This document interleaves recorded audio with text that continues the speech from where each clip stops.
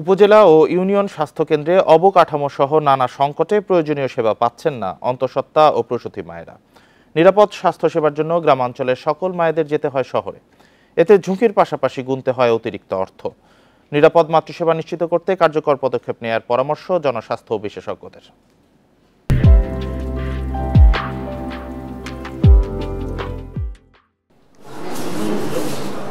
রংপুর মা ও শিশু কল্যাণ কেন্দ্র মাত্র একজন চিকিৎসক দিয়ে চলছে কার্যক্রম। এতে সেবা নিতে আসা মায়েদের দুর্ভোগ পোহাতে হয় প্রতিদিন। এখনকার অবস্থা যেরকম কোনো ডিসিপ্লিন তো নাই।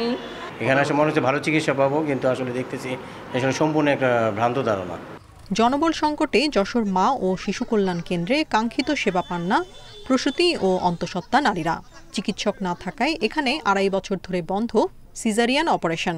একই অবস্থা পার্বত্য জেলা খাগড়াছড়িতে। ডেলিভারি হয় না, এটা আমাদের সেটআপে নাই। ডেলিভারি যদি প্রয়োজন হয়, ওরা যে কাজটা করে সেটা হচ্ছে আমাদের এই দীঘিনালা হসপিটালে পাঠিয়ে দেয়। আমাদের দীঘিনালা হসপিটালে পর্যাপ্ত ব্যবস্থা আছে, ২৪ ঘন্টা আমরা এখানে ডেলিভারির ব্যবস্থা করি। এখানে সিজার হয় না। নিরাপদ মাতৃসেবা দেওয়ার জন্য সরকারি উদ্যোগ থাকলেও দিনাজপুর, লক্ষ্মীপুর ও কিশোরগঞ্জে নেই কোনো সুযোগ সুবিধা। এতে অনেক সময় জীবনের ঝুঁকিতে পড়তে হয় প্রসূতিদের। আয়রনটা তো দেয়, ওইটাও দিতে চাইতেছে না ইদারিং।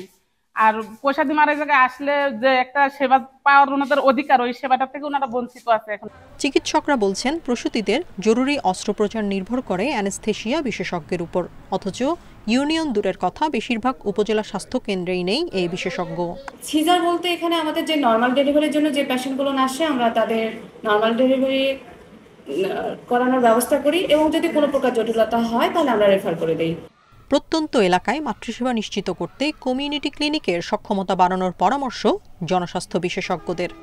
গাইনোকোলজিস্ট এবং অ্যানেস্থেসিওলজিস্ট এই দুইজনের পেয়ার হয়তো সকল হাসপাতালে এই মুহূর্তে নাই, প্রায় 50% পদ শূন্য আছে। এবং আমরা চেষ্টা করছি যে এই পদগুলো ঊর্ধ্বতন কর্তৃপক্ষের সঙ্গে যোগাযোগ করে পূরণ করার।